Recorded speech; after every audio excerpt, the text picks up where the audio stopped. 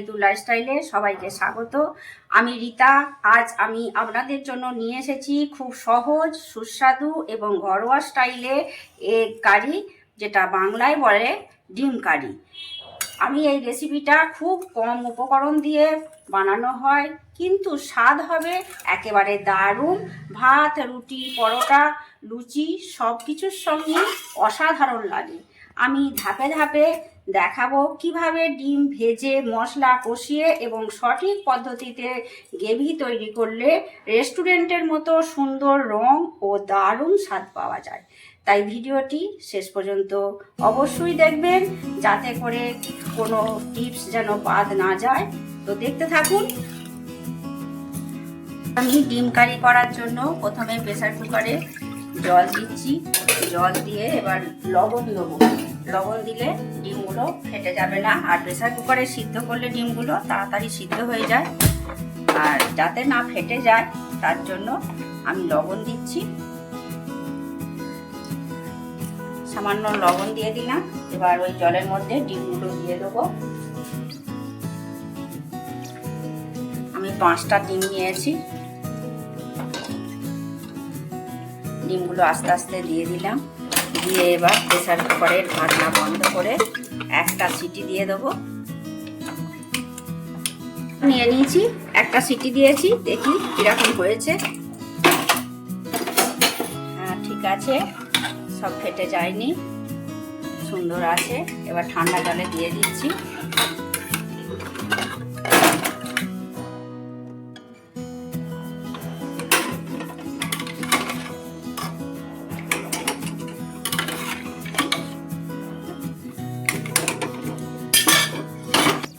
ডিমগুলো ছাড়িয়ে নিচ্ছি। সুন্দর খোলা ছেড়ে যাচ্ছে।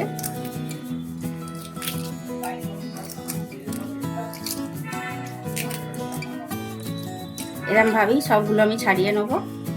আচ্ছা, কড়াই দিয়ে দিয়েছি। দিয়ে প্রথমে আমি সর্ষের তেল দিয়ে দিলাম। সর্ষের তেলের মধ্যে আমি হলুদ দিচ্ছি। হলুদ দিলাম। দিয়ে এবার আমি ডিমগুলোকে ভেজে নেব। ডিমগুলো একটু দাগ দিয়ে কেটে নিচ্ছি, ভেতরে মশলাটা ঢুকে যাবে।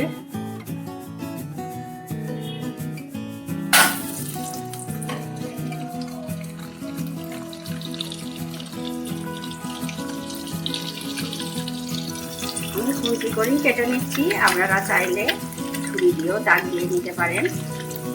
আমি এইভাবে খুন্তির সাহায্যে সব দিকটাই কেটে নিয়েছি, যাতে ভেতরে মশলাটা যায়।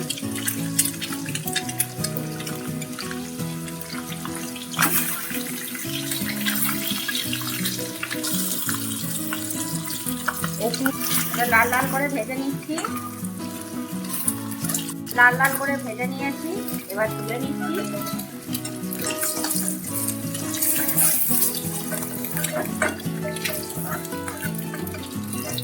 দেখাই একবার, এরকমভাবে লাল করে ভেজে নিয়েছি। আলুগুলো ওই তেলের মধ্যে আলুগুলো ভেজে নিচ্ছি। আলুগুলো লাল লাল করে ভেজে নেব।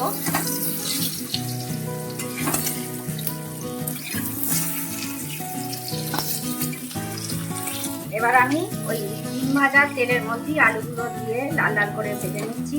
আলুগুলো লাল করে ভেজে নিলে তরকারির স্বাদ হবে দ্বিগুণ। ভেজে নিয়ে আমি করি, আপনারা এইভাবে একবার করে দেখবেন, দুর্দান্ত স্বাদের ডিম কারি। এবারে আমি ভাজা হয়ে গেছে, দেখতেই পাচ্ছেন, লাল করে ভেজে নিয়েছি। এবার প্রেসার কুকারের মধ্যে দিয়ে সিটি দিয়ে নেব, তাহলে তাড়াতাড়ি সিদ্ধ হয়ে যাবে। আলুগুলো দিয়েছি, এবার সামান্য জল দিয়ে এটা প্রেসার কুকারে আমি 2টো সিটি দিয়ে দেবো। প্রেসার কুকারে দিলে এটা চটজলদি হয়ে যাবে।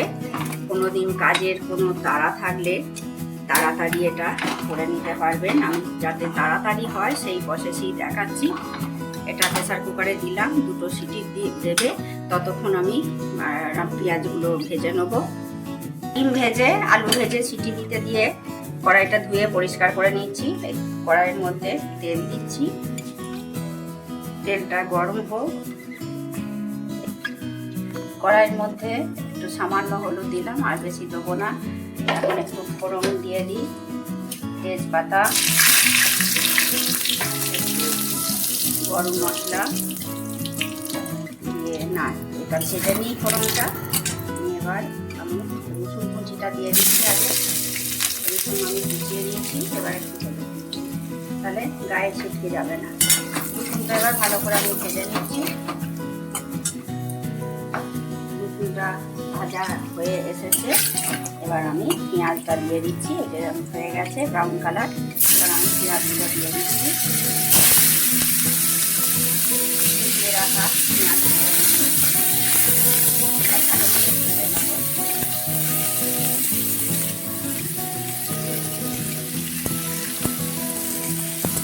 পেঁয়াজটা অল্প ভেজে দিয়েছি, এবার আমি টমেটো কুচি দিয়ে দিচ্ছি।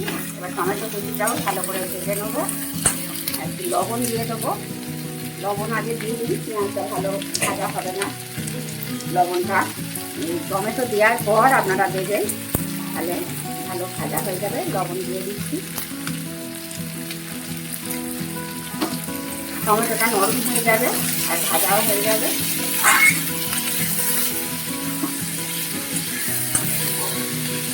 এবার এটা আমি চাপা দিয়ে হালকা আঁচে ভেজে নেবো।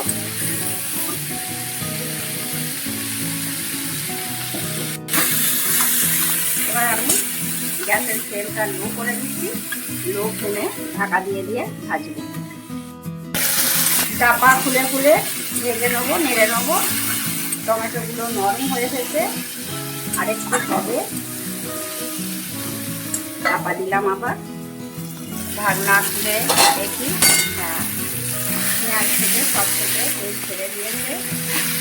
এবার আমি একটু চিনি দিয়ে দেবো, এতে করে কালারটাও সুন্দর হবে আর মানে ডিমের কারির স্বাদও বাড়বে। পেঁয়াজ ভাজার সময় একটু শেষের দিকে দিলাম, আগে দিয়ে একটু কিনে যেত, ওই জন্য একটু শেষের দিকে দিয়েছি। দিয়ে এটা ভালো করে ভেজে নিচ্ছি পেঁয়াজের সাথে। তেল ছেড়ে দিয়েছে আর এটা ভাজাও হয়ে গেছে, ভালো নরম হয়ে গেছে। এবার আমি মশলাগুলো এক এক করে দেবো। মশলাগুলো কী কী মশলা দিচ্ছি সেটা দেখাই। এবার কী কী মশলা নিয়েছি বলি। লঙ্কা আমি অল্পই নিয়েছি, আমি আর কাশ্মীরি লঙ্কা দিচ্ছি না, এমনি লঙ্কা, বেশি ঝাল আমরা খাই না। এটা নিয়েছি জিরে গুঁড়ো, আদা বাটা, হলুদ গুঁড়ো আর ধনে গুঁড়ো। এই মশলাগুলোই লাগবে। এই মশলাগুলো এবার আমি দিয়ে দিচ্ছি এর মধ্যে।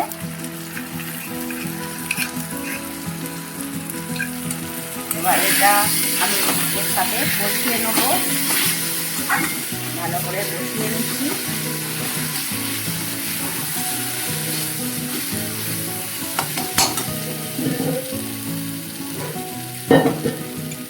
এবার আমি যাতে মশলা রেখেছিলাম এই জায়গাটি ধুয়ে একটু দিয়ে দিচ্ছি। এবার আবারও ভালো করে এটা কষিয়ে নেবো। আমি যেহেতু বেশি তেল দিইনি সেই জন্য এটা আবার জল দিয়ে কষালাম। আপনারা চাইলে বেশি তেল দিয়ে করতে পারেন, আমি একটু বয়স্ক মানুষ, সেই জন্য তেল একটু কম খাই, ওই জন্য কম তেলই করি। এই মশলাটা এবার আমি খুব ভালো করে কষিয়ে নেব।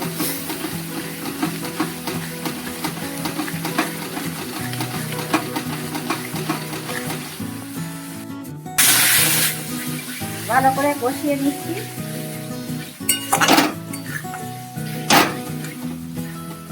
আবার রাঁধতে রাঁধতে জানো গ্যাসটাও আজকে ফুরিয়ে গিয়েছিল, গ্যাসটা লাগালাম। কষানোর উপরই তরকারির স্বাদ নির্ভর করে বেশি।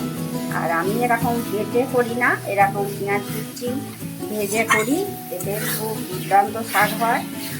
এই একটা পদ দিয়েই আপনারা নিয়ে এসে এক থালা ভাত খেয়ে নিতে পারবেন।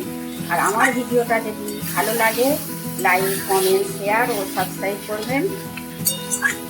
কষানো হয়ে গেছে, এবার আমি ডিমগুলো দিয়ে জল দিয়ে দেবো।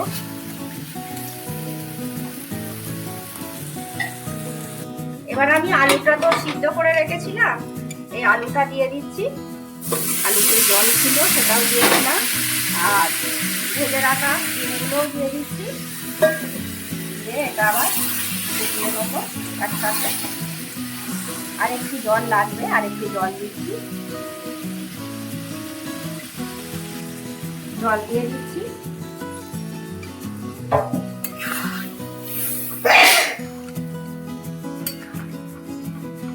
জল দিয়ে নেড়ে নিচ্ছি, দিয়ে একটু সামান্য ফুটিয়ে নেব।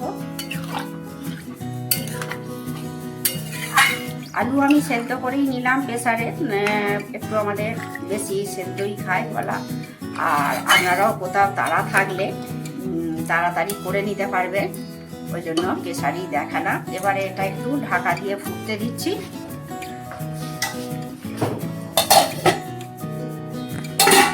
হয়ে গেছে। এবার আমি গরম মশলা দিয়ে দেবো, গরম মশলা দিয়ে দিচ্ছি, আর কাঁচা লঙ্কা দিয়ে দেবো কয়েকটা।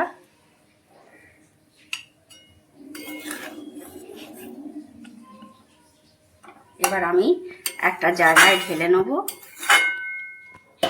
গরম মশলা দিয়ে একটু ঘাঁটিয়ে নিচ্ছি, আর কয়েকটা লঙ্কা দিয়ে দিয়েছি, কাঁচা লঙ্কা।